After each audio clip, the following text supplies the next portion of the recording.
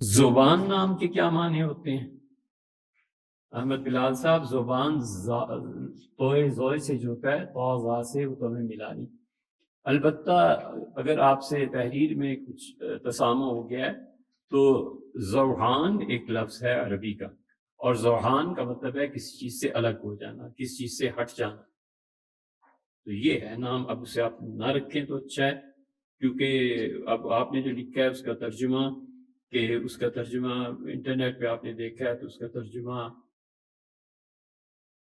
اللہ کی طرف سے تحفہ، تو انٹرنیٹ کے جو مطالب ہیں نا، اس کا اعتبار کرنا ہی نہیں چاہیے، سب جھوٹ ہے.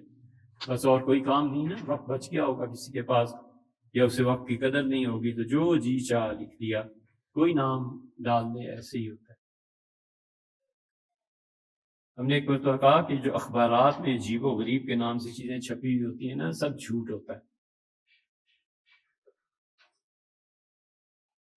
بچے تھے، بچے بھی بڑے ناراض ہوئے، کہنے لگے ایسے ہی ہر وقت گپے مارتے رہتے. میں نے کہا یہ بھی ایک جھوٹ ہے کہ میں ہر وقت گپے مارتا ہوں، یہ سب جھوٹ ہی ہوتا ہے اور کیا. کہنے لگے چلو ہم لکھتے ہیں خط. میں نے کہا اچھا خط لکھو اور جھوٹ تمہیں بتاؤں وہ لکھو. انہوں نے جھوٹ لکھا، خط میں چھاپ بھی دیا، وہ چھپ گیا اخبار میں، جنگ میں. میں نے کہا کہ لکھو جدید تحقیق کے مطابق افریقہ میں ایک ایسا قبیلہ دریافت ہوا ہے جہاں کی سفید بھینسیں سیاہ دودھ دیتی. اگلے ہی ہفتے اخبار میں چھپ گیا. تو اس لیے اب انٹرنیٹ آ گیا، جو مرضی جھوٹ بولو اور لکھ کے جاؤ.